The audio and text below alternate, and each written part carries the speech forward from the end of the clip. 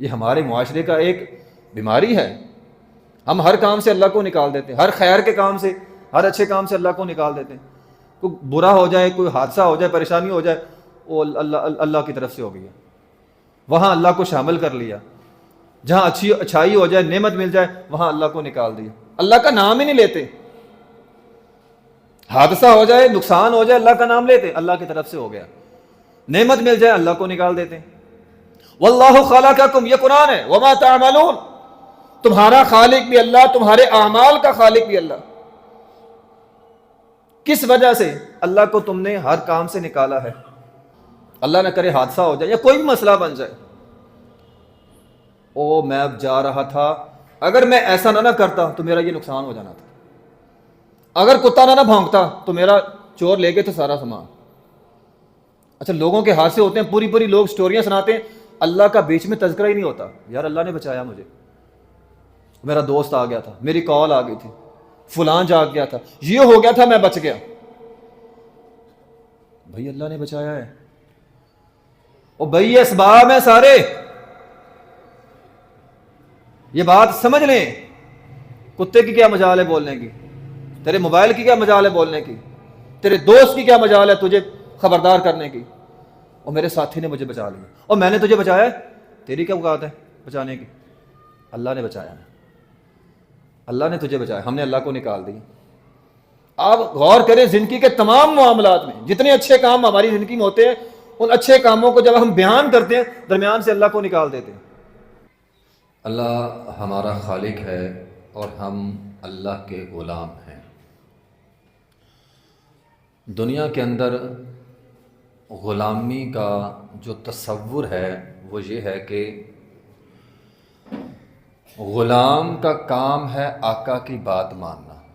یہ دنیاوی اعتبار سے بات کر رہا ہوں. اگر کسی کے پاس غلام ہو تو غلام کا کام ہے اپنے مالک کی بات ماننا. اپنی رائے دینے کا بھی اختیار غلام کے پاس نہیں ہوتا. اسے اپنے مالک کا حکم سمجھ میں آئے نہ آئے, وجہ معلوم ہو نہ ہو, وہ یہ بھی نہیں کہہ سکتا اپنے مالک کو کہ یہ کام میں کیوں کروں, اسے کرنا پڑے گا. مالک نے اگر کہہ دیا اسے کرنا پڑے گا. اس کے پیچھے وجہ یہ بیان کی جاتی ہے کہ چونکہ مالک نے اس کو خریدا ہوتا ہے, اس کی قیمت ادا کی ہوتی ہے, اس کے پیسے دیے ہوتے ہیں. چونکہ مالک نے پیسے دیے ہیں, اب غلام کی دن اور رات کا مالک اس کا آقا ہے. وہ چاہے تو رات کو اس کو اٹھا لے, فلاں کام کر. وہ یہ نہیں کہہ سکتا اب میں سویا ہوا ہوں, نہیں کہہ سکتا. حتیٰ کہ دنیا کی بات کر رہا ہوں, دنیا کے اندر غلامی کا تصور یہ ہے کہ غلام اگر شادی کر لے, اس کی بیوی وہ بھی مالک کی غلام ہے, اس کی اولاد وہ بھی مالک کی غلام ہے, اس کا اپنا کمایا ہوا پیسہ غلام کا اپنا نہیں ہے, وہ بھی مالک کا ہے. اس کی اپنی کوئی چیز ہے ہی نہیں. جو غلام کا ہے وہ غلام کے مالک یعنی آقا کا ہے. محترم بھائیو, یہ دنیا کا غلامی کا ایک تصور ہے, اور اس کے پیچھے وجہ کیا ہے؟ مالک نے غلام خریدا ہوتا ہے. ہم بھی اللہ کے غلام ہیں, اور اللہ نے ہمیں خریدا نہیں ہے, ہمیں بنایا ہے. اللہ ہمارا خالق ہے, وہ جب چاہے جس وقت چاہے ہم سے جون سا کام چاہے لے سکتا ہے, ہمیں حکم دے سکتا ہے. ایک دنیا کے مالک کی اتنی حیثیت ہے غلام کے سامنے کہ مالک جو کہہ دے غلام کرے. اللہ تو ہمارا خالق ہے, اس نے تو ہمیں بنایا ہے, ہمارا کچھ نہیں ہے. نہ ہمارا پیسہ ہے, نہ دولت ہے, نہ ہنر ہے, نہ صلاحیت ہے, نہ طاقت ہے, نہ صحت ہے, کچھ بھی ہمارا نہیں. ہمارا کیا ہے؟ وہ ہم تو سانس بھی اللہ کی مرضی کے بغیر نہیں لے سکتے. اگر بات سمجھنے کی ہو, میں اور آپ یہ جو سانس لے رہے ہیں اس کا مالک بھی اللہ ہے. تیرے گھر کا مالک, تیری کوٹھی کا مالک, تیری گاڑی کا مالک, تیری اولاد کا مالک, تیری بیوی ہے, تیری جائیداد ہے, تیرے زیورات ہیں, سب کا خالق کون ہے؟ اللہ. تو نہیں ہے. لیکن ہمارے ہم معاملہ دیکھو کتنا عجیب ہے. ہم سمجھتے ہیں یہ سارا میرا ہے. دیکھیں اللہ تعالیٰ نے قرآن میں بالکل واضح فرمایا, وَلَقَدْ خَلَقْنَا الْإِنسَانَ مِنْ صُلَالَةٍ مِّن طِينٍ, ہم نے انسان کو مٹی سے پیدا کیا, اور حدیث کے اندر آیا ہے اللہ تعالیٰ نے زمین سے مٹی لی، آدم کو بنایا، زمین کی مٹی مختلف، کہیں نرم ہے، کہیں سخت ہے، کہیں سفید ہے، کہیں سرخ ہے، کہیں سیاہ ہے۔ اسی طرح انسان ہے، کوئی گورا ہے، کوئی چٹا ہے، کوئی کالا ہے، کوئی سرخ ہے، کوئی درمیانی رنگ کا ہے، کوئی نرم مزاج، کوئی سخت مزاج، کوئی کسی طرح کا، کوئی اسی طرح کا۔ لیکن انسانیت کے لحاظ سے ہم سارے برابر ہیں، پیدائش کے لحاظ سے ہم سارے برابر ہیں، کوئی بڑا چھوٹا نہیں ہے، کوئی وڈیرا نہیں ہے، کوئی کمتر نہیں ہے۔ ہاں اللہ تعالیٰ کے ہاں ان اکرمکم عند اللہ اتقاکم، جس کے اندر نیکی ہے، تقوی ہے، اس کا مقام اللہ تعالیٰ کے ہاں زیادہ ہے۔ انسانیت کے اعتبار سے ہم سب برابر ہیں، لیکن ہمارے معاشرے میں بعض لوگ ایسے ہیں وہ یہ سمجھتے ہیں میں اعلیٰ فلاں ادنا، میرے پاس علم ہے، میرے پاس ہنر ہے، میرے پاس طاقت ہے، میرے پاس سرداری ہے، میرے پاس فلاں ہے، میں اعلیٰ، یہ میرا نوکر ہے، یہ کمتر ہے، یہ حقیر ہے، یہ ادنا ہے۔ محترم بھائیو، اللہ تعالیٰ صلاحیت دے، طاقت دے، پیسہ دے، ہنر دے، علم دے، یہ اللہ تعالیٰ کی نعمتیں ہیں، لیکن ان کا مطلب قطعاً یہ نہیں ہے کہ ان نعمتوں کی وجہ سے ہم کسی اور کو حقیر جانیں، ان نعمتوں کا کبر ہمارے دماغوں میں آ جائے، چونکہ میرے پاس بڑا عہدہ ہے، میں بڑا ہوں، یہ کمتر ہے، یہ چیز غلط ہے۔ ذرا تصور کر، تیرے پاس عہدہ ہے، تو وڈیرا ہے، تجھے عہدہ ملا صلاحیت کی بنا پر، تجھے عہدہ ملا تیرے علم کی بنیاد پہ، مل گیا، اچھی چیز ہے، اللہ کی نعمت ہے، لیکن اس نعمت کا تیرے دماغ میں کبر آ گیا، کل قیامت کا دن ہوگا، تو لائن میں کھڑا ہوگا، حساب و کتاب کی لائن میں کھڑا ہے، تیرا حساب ہوگا عہدے کا، اور وہ بیچارہ نکما سا، سادہ سا، جس کو ہم نکما کہتے ہیں، سادہ کہتے ہیں، اس کے پاس کچھ نہیں ہے، وہ جنت میں چلا گیا، اس کے پاس ہے ہی کچھ نہیں حساب دینے کے لیے۔ تیرے پاس حساب دینے کے لیے تیرا وڈیر پن تھا، تیری سرداری تھی، تیری چتراہٹ تھی، تیرا عہدہ تھا، اس کے پاس کچھ بھی نہیں، وہ چلا گیا جنت میں۔ تو اللہ کی نگاہ میں تو وہ بہتر ہوا، جس کو ہم نکما کہتے ہیں، وہ بہتر ہے، وہ چلا گیا۔ نبی علیہ الصلوۃ والسلام کی حدیث ہے، آپ علیہ الصلوۃ والسلام نے فرمایا یہ ذمہ داریاں، یہ عہدے، یہ وڈیر پن، انہا امانتن، یہ اللہ کی طرف سے امانت ہے، اللہ اپنے بعض بندوں کو یہ امانت عطا کرتے ہیں، وانہا یوم القیامت خزی و ندامت۔ ابو ذر رضی اللہ تعالیٰ نبی علیہ الصلوۃ والسلام کے پاس آئے تھے، اے اللہ کے رسول، آپ مجھے عہدہ کیوں نہیں دیتے، مجھے سرداری کیوں نہیں دیتے؟ آپ علیہ الصلوۃ والسلام نے فرمایا ابو ذر تو کمزور ہے، یہ امانت ہے، کل قیامت کے دن یہ عہدے بہت سارے لوگوں کی ندامت کا باعث بنیں گے، شرمندگی کا باعث بنیں گے، لوگوں کے سر جھک جائیں گے، ہاں اللہ یہ کہ وہ لوگ جو اس عہدے کا حق ادا کرتے ہوں گے وہ بچیں گے۔ میں نے ایک حدیث پڑھی، میں حیران ہو گیا،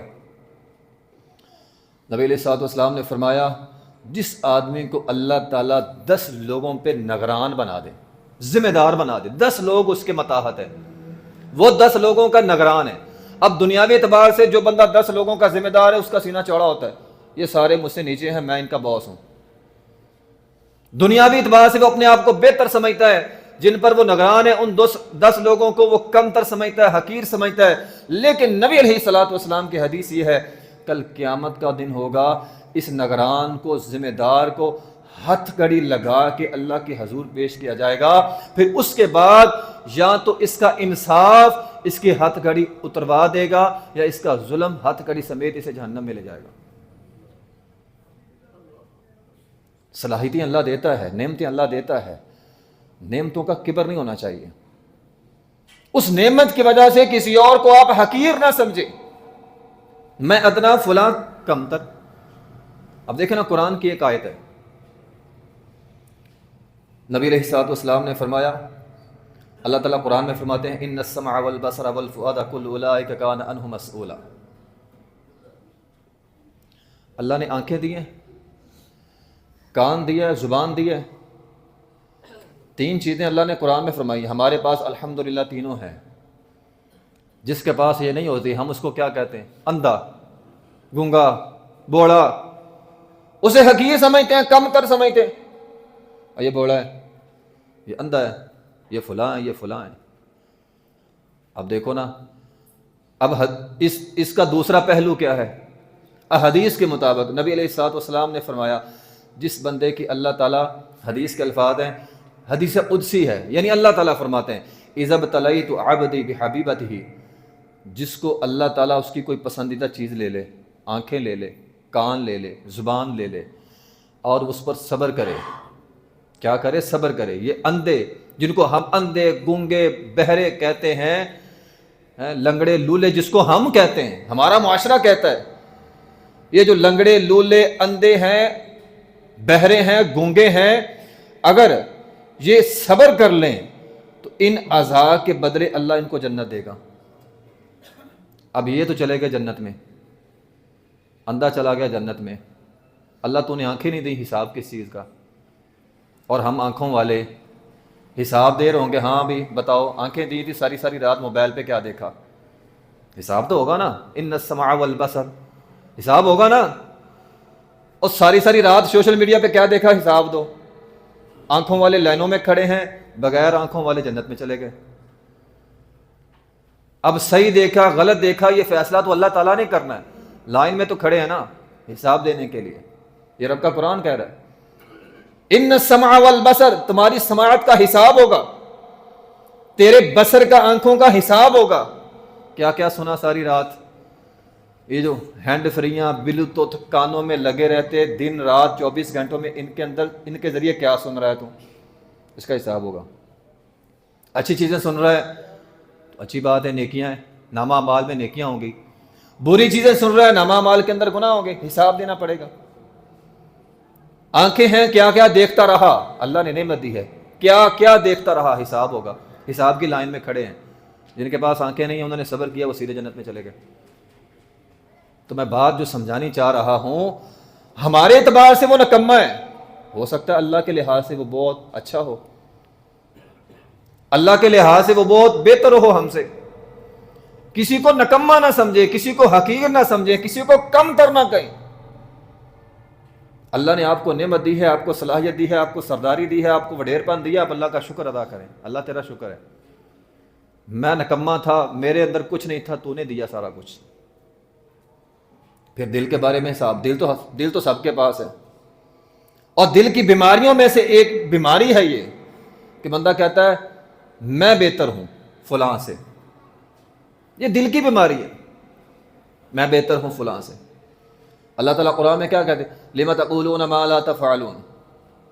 اس آیت کا مطلب ہم عموماً یہ بیان کرتے ہیں کسی کو وہ کام نہیں کہنا چاہیے جو خود نہیں کرتے، یہ اس کا ایک عام تفسیر ہے۔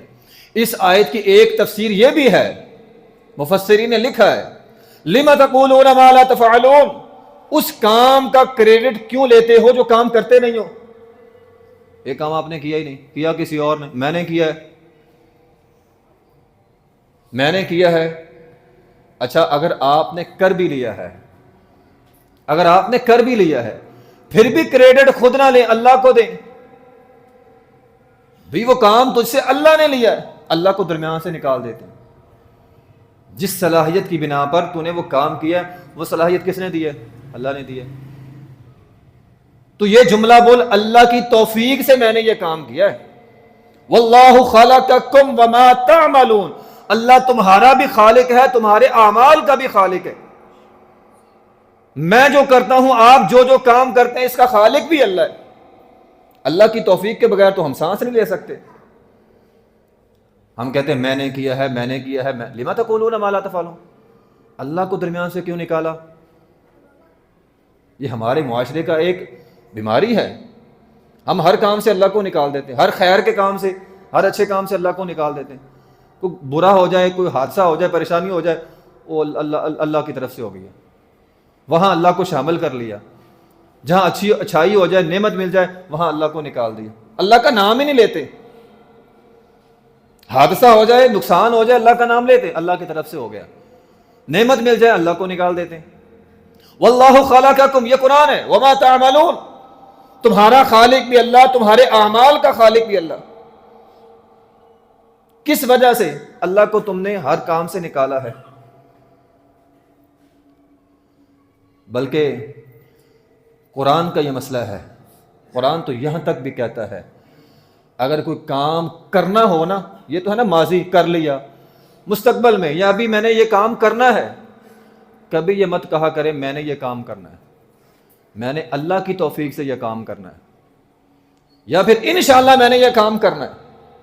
اللہ کو شامل رکھیں، وَلَا تَقُولَنَّ لِشَيْءٍ، رب کا قرآن ہے، سورہ کہف ہے، وَلَا تَقُولَنَّ لِشَيْءٍ إِنِّي فَاعِلٌ ذَلِكَ غَدًا إِلَّا أَن يَشَاءَ اللَّهُ، کبھی یہ جملہ نہ بولے میں نے یہ کام کرنا ہے، اللہ یہ کہ انشاءاللہ کہہ لیا کرو، اللہ کو شامل کیا کرو، میں انشاءاللہ وہاں جاؤں گا، میں انشاءاللہ یہ کام کروں گا، انشاءاللہ کل کو وہ کام کروں گا، انشاءاللہ میں تیری مدد کروں گا۔ تیرے اندر کیا طاقت ہے، کیا صلاحیت ہے مدد کرنے کی؟ اللہ نے دی ہے نا۔ او بھائی تو کام کر رہا ہے، کوئی بھی کام اللہ نے طاقت دیا، ٹانگوں کو تو چل کے گیا ہے، ہاتھوں کو، نگاہوں کو اللہ نے طاقت دی، تیرے وجود کو اللہ نے طاقت دی ہے، اللہ کو نکال دیا۔ ایک حدیث ہے نبی علیہ الصلوۃ والسلام کی، آپ علیہ الصلوۃ والسلام نے فرمایا سلیمان علیہ الصلوۃ والسلام اللہ کے پیغمبر تھے، بڑے عظیم پیغمبر تھے، بڑے معجزات دیے اللہ تعالیٰ نے سلیمان علیہ الصلوۃ والسلام کو، ان کی 100 بیویاں تھیں۔ سلیمان علیہ الصلوۃ والسلام کی اس دور میں 100 بیویاں اللہ تعالیٰ نے اجازت دی تھی ان کو، ان کی 100 بیویاں تھیں۔ ایک دن کہنے لگے میں 100 بیویوں کے پاس جاؤں گا، 100 بچے پیدا ہوں گے اور 100 بچے مجاہد پیدا ہوں گے۔ یہیں پر رک کر ایک چھوٹی سی بات کی وضاحت کرنا چاہوں گا، یہ بخاری کی حدیث ہے، اس پر امام بخاری رحمۃ اللہ علیہ نے باب باندھا ہے، جب بھی اولاد کی دعا کریں یہ دعا کیا کریں، اے اللہ مجاہد بیٹا دے، یقاتل فی سبیل اللہ کے الفاظ ہیں حدیث میں، 100 بچے جو اللہ کے راستے میں جہاد کریں گے، مجاہد ہوں گے، جب بھی دعا کریں اللہ مجاہد اولاد کی دعا دے، مجاہد بیٹے عطا فرما۔ اب 100 بیویوں کے پاس گئے، بچہ کوئی نہ ہوا، ایک کو ہوا، وہ بھی معذور بچہ، اعضاء اس کے سلامت نہیں تھے، ادھورا بچہ پیدا ہوا، معذور بچہ پیدا ہوا۔ اب یہ آگے نبی علیہ الصلوۃ والسلام کے الفاظ ہیں، اب دیکھیں ایک پیغمبر نے کام کیا ہے، میری اور آپ کی کیا حیثیت ہے، ایک اللہ کا نبی، جلیل و قدر نبی، ہوائیں اس کے تابع، پرندے اس کے تابع، جنات اس کے تابع، اللہ تعالیٰ نے کائنات گویا کہ ایک طرح کی اس کے تابع کر دی تھی، اتنے معجزات اللہ تعالیٰ نے سلیمان علیہ السلام کو دیے۔ اب وہ کہہ رہے ہیں 100 بیویوں کے پاس جاؤں گا، گئے بھی بچہ کوئی نہیں ہوا۔ نبی علیہ السلام نے فرمایا اگر وہ انشاءاللہ کہہ دیتے 100 بیٹے پیدا ہوتے۔ ایک نبی انشاءاللہ نہ کہے، کام اس کا نہ ہو، تو میرا اور آپ کا کام، ہم نے انشاءاللہ کو زندگی سے نکال ہی دیا ہے، میں کر لوں گا، میں یہ کروں گا، ہماری زندگی میں میں آ گیا، لفظ اللہ کو نکال کر اس کی جگہ پہ میں ہم نے شامل کر لی۔ ایک جلیل و قدر پیغمبر انشاءاللہ نہیں کہا، اس کا کام نہیں ہوا، 100 بیٹے پیدا نہیں ہوئے۔ محمد رسول اللہ صلی اللہ علیہ وسلم نے فرمایا اگر انشاءاللہ کہہ دیتا 100 مجاہد بیٹے پیدا ہونے تھے۔ اپنی زندگیوں میں انشاءاللہ کو لائیں، اپنی زندگیوں کے اندر انشاءاللہ کو شامل کریں۔ اسی طرح ایک بادشاہ تھا ذوالقرنین، یجوج مجوج کا قصہ ہے، آپ لوگوں نے پہلے بھی سنا ہوگا۔ اللہ تعالیٰ نے اس بادشاہ کو بڑی صلاحیت دی، مشرق میں گیا، مغرب میں گیا۔ قصہ مختصر یہ ہے کہ زمین کے ایک ٹکڑے پہ گیا، وہاں پہ لوگوں نے، قوم نے شکایت لگائی، یہ ایک قوم ہے یجوج مجوج اس کا نام ہے، یہ ہمارے اوپر آتے ہیں اور بڑی تباہی پھیرتے ہیں، ہماری مدد کریں۔ ذوالقرنین نے کہا ٹھیک ہے، میں تمہارے درمیان، اس قوم کے درمیان ایک دیوار بنا دیتا ہوں۔ آتونی زبر الحدید، سورہ کہف ہے، لوہا لایا گیا، دیوار بنائی گئی، اس کے اوپر آتونی افرغ علیہ قطرہ، تانبا ڈالا گیا، دیوار بن گئی۔ نبی علیہ السلام نے فرمایا وہ لوگ، وہ قوم ہر روز اس دیوار کو چاٹتے ہیں، ہر روز چاٹتے ہیں، ہر روز چاٹتے ہیں۔ آپ نے اس طرح ہاتھ سے گول دائرہ بنا کر اشارہ کر کے فرمایا اتنا دائرہ، اتنی باقی رہ جاتی ہے، وہ چلے جاتے ہیں، اگلے دن صبح آتے ہیں، دیوار پھر پوری سالم ہوتی ہے۔ جب تک وہ انشاءاللہ نہیں کہیں گے تب تک دیوار ختم نہیں ہوگی۔ قرب قیامت ان کی زبانوں سے انشاءاللہ نکلے گا، اگلے دن آئیں گے دیوار اتنی ہوگی، دیوار ختم کریں گے اور دنیا کے اندر ہلاکت اور بربادی پھیلائیں گے۔ بات وہاں پر بھی انشاءاللہ کی، انشاءاللہ کی۔ انشاءاللہ کی. اور بھائی ہمارے اندر تو دنیا داری کا معاملہ ہو, چھوٹا آفیسر کہتے ہیں بڑے آفیسر کے سامنے چپ کر کے کھڑا ہوتا ہے. ایک دنیا کی آفیسر کی, بڑے آفیسر کی ہم اتنی عزت کرتے ہیں, اتنا احترام کرتے ہیں اس کا, اور اللہ تعالیٰ کو ہم نے ان چیزوں سے جو ہے وہ نکالا ہوا ہے. میں یہ کام ہمارے ہاں تو اللہ نہ کرے حادثہ ہو جائے یا کوئی بھی مسئلہ بن جائے, او میں اب جا رہا تھا, اگر میں ایسا نہ کرتا تو میرا یہ نقصان ہو جانا تھا, اگر کتا نہ بھونکتا تو میرا چور لے گئے تھے سارا سامان. اچھا لوگوں کے حادثے ہوتے ہیں, پوری پوری لوگ سٹوریاں سناتے ہیں, اللہ کا بیچ میں تذکرہ ہی نہیں ہوتا. یار اللہ نے بچایا مجھے, میرا دوست آ گیا تھا, میری کال آ گئی تھی, فلاں جاگ گیا تھا, یہ ہو گیا تھا, میں بچ گیا. بھائی اللہ نے بچایا ہے. اور بھائی یہ اسباب ہیں سارے, یہ بات سمجھ لیں. کتے کی کیا مجال ہے بولنے کی, تیرے موبائل کی کیا مجال ہے بولنے کی, تیرے دوست کی کیا مجال ہے تجھے خبردار کرنے کی. اور میرے ساتھی نے مجھے بچا لیا, اور میں نے تجھے بچایا, تیری کیا اوقات ہے بچانے کی. اللہ نے بچایا ہے, اللہ نے تجھے بچایا, ہم نے اللہ کو نکال دیا. آپ غور کریں زندگی کے تمام معاملات میں جتنے اچھے کام ہماری زندگی میں ہوتے ہیں, ان اچھے کاموں کو جب ہم بیان کرتے ہیں درمیان سے اللہ کو نکال دیتے ہیں. میں نے کیا, دوست نے کیا, فلاں نے کیا, فلاں نے کیا, میرے پاس پیسہ تھا میں بچ گیا, فلاں تھا میں بچ, اور تیرا کچھ بھی نہیں ہے تیرے پاس. ہمارے پاس ہمارا کچھ بھی نہیں, اللہ کا ایسا رہا. قارون کو اللہ تعالیٰ نے پیسہ دیا, اس نے دولت دکھائی دنیا والوں کو. کچھ ہمارے جیسے لوگ انسان ہے نا, دنیا کی حرص حبس دل میں آ جاتی, ہوئے بڑا پیسہ ہے اس کے پاس, بڑا پیسہ ہے یار اس کے پاس, بڑا پیسہ ہے, اور وہ بھی سینہ چوڑا کر گیا, میری واہ واہ ہو رہی ہے, میری جے جے ہو رہی ہے, یہ تو میرا ہے. اور نہیں بھائی تیرا کچھ نہیں ہے اس دنیا میں, اور تیرا کچھ نہیں ہے. اب دیکھیں اس کے ساتھ ہوا کیا. پیسہ ہے, کتنا ہے, قرآن کے تحت اس کے خزانوں کی چابیاں اونٹ اٹھاتے ہیں. اب دیکھیں نا یہ پورا حال خزانے کا بھرا ہو, چابی تو ایک ہی ہوگی نا تالے کی بار کی. آپ ذرا تصور کریں اللہ نے اس کو کتنا مال دیا تھا, کتنا مال کے چابیاں اٹھانے کے لیے ایک بڑی جماعت اس نے رکھی ہے صرف چابیاں اٹھانے کے لیے. سینہ چوڑا کیا اس نے, تکبر کیا, زمین پہ چلا, ہوا کیا, وہ بھول گیا تھا جس زمین کے اوپر چل رہا ہے وہ بھی اللہ کی ہے. اللہ نے زمین کو حکم دیا, پھٹ گئی.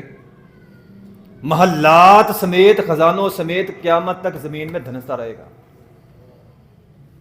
تو کہتا ہے میں ہوں, کس بات پہ میں ہے, اور جہاں تو کھڑا ہے یہ زمین بھی اللہ کی, یہ اللہ کے تابع ہے. زمین اللہ کی تابع ہے. اللہ کا ایک حکم ہو جائے یہ تجھے اپنے اندر لے جائے, زندہ کھڑے کو لے جائے. پاکستان میں زلزلہ آیا تھا, دیکھا نہیں ہم نے, پوری پوری بلڈنگیں اندر چلے گی. تو اللہ بتاتا ہے بعض اوقات, اور بھائی یہ زمین بھی میری ہے, اور کس بات پہ تم میں کرتا ہے, تیرے پاس ہے کیا. قرآن تو یہ کہتا ہے وَفِي أَنفُسِكُمْ أَفَلَا تُبْصِرُونَ, اور تیرے اندر بہت ساری چیزیں ہیں, ایک چیز کو پکڑ لو نا تو ختم ہے. اٹیک ہوتا ہے, بندہ اچھا بندہ کہتا ہے یار میرے ساتھ ابھی باتیں کر رہا تھا, ابھی ختم ہو گیا. اچھا بھلا بندہ ختم ہو جاتا ہے. نہ تیرا مال تیرا, نہ اولاد تیری, نہ کوٹھیاں تیرے, نہ بنگلے تیرے, تیری سانس بھی تیری نہیں ہے. ہر چیز اللہ کی ہے, ہر چیز اللہ سے مانگا کرے. ہم اللہ کے غلام, اس بات کو سمجھ لے ہم غلام ہیں. اللہ نے حکم دیا, اے اللہ تیرا حکم ہے, بات ماننی ہے, بس مسئلے سارے حل ہو جائیں گے. کیا آپ کو چاہیے, مال چاہیے, ہاں اللہ ہمیں مال چاہیے, آؤ غلامی کرو. سورہ جمعہ کے اندر کیا ہے, فَإِذَا قُضِيَتِ الصَّلَاةُ فَانتَشِرُوا فِي الْأَرْضِ وَابْتَغُوا مِن فَضْلِ اللَّهِ, مال مل جائے گا. پہلے نماز پڑھ لو, نماز پڑھ لو, نماز پڑھ کے اللہ کو کہو اے اللہ تیرا حکم میں نے مانا. فَإِذَا قُضِيَتِ الصَّلَاةُ, نماز ہو گئی. فَانتَشِرُوا فِي الْأَرْضِ, اللہ تیرا حکم ہے زمین میں پھیل جاؤ, اے اللہ میں جانے لگا ہوں. وَابْتَغُوا مِن فَضْلِ اللَّهِ, اے اللہ تیرا رزق تلاش کروں گا, مجھے رزق دے, اللہ دے گا. کس بات پہ گھمنڈ ہے, مال چاہیے, اللہ دے گا, اللہ سے مانگ لے. طاقت ہے, بعض لوگوں کو طاقت پہ بڑا مان ہوتا ہے, بعض لوگوں کو مال پہ ہوتا ہے, بعض لوگوں کو طاقت پہ ہوتا ہے.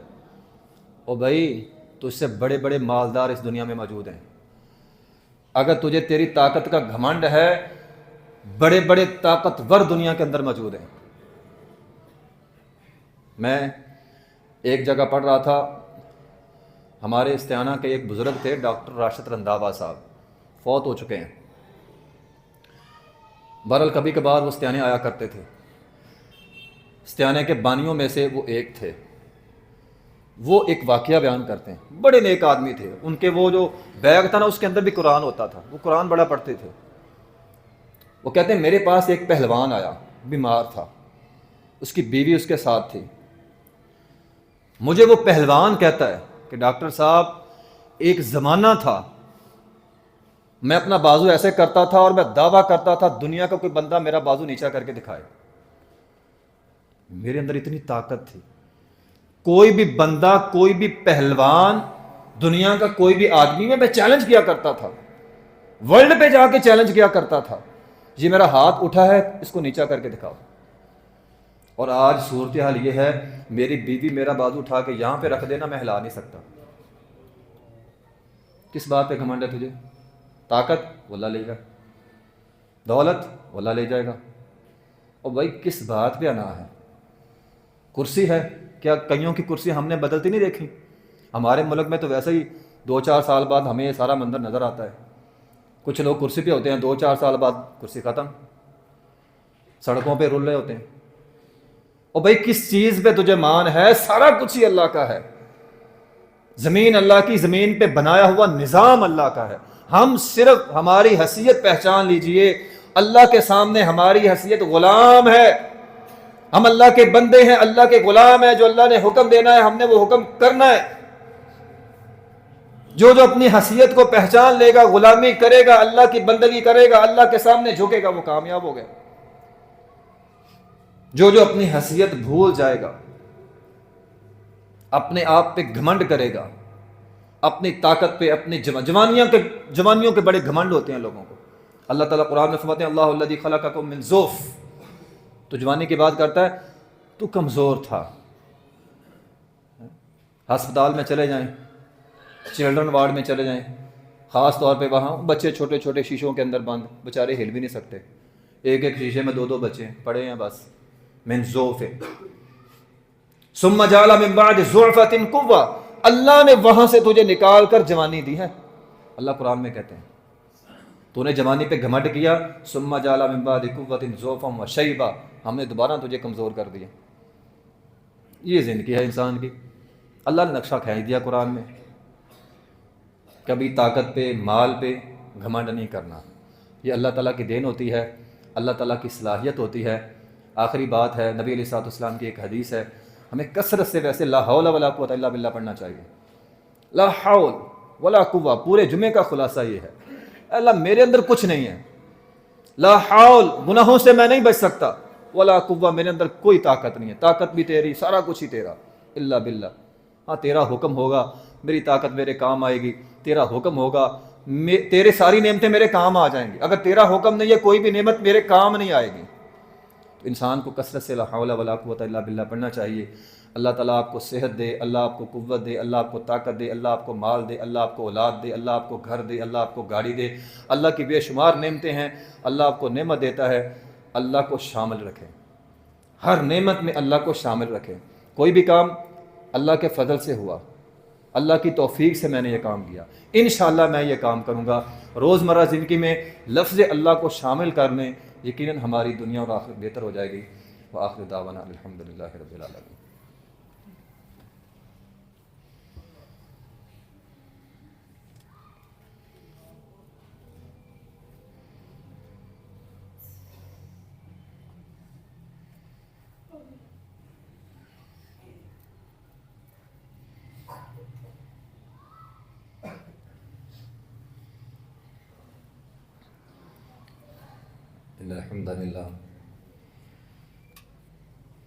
إن الحمد لله نحمده ونستعينه ونستغفره ونعوذ بالله من شرور أنفسنا ومن سيئات أعمالنا، من يهده الله فلا مضل له ومن يضلل فلا هادي له، ونشهد أن لا إله إلا الله وحده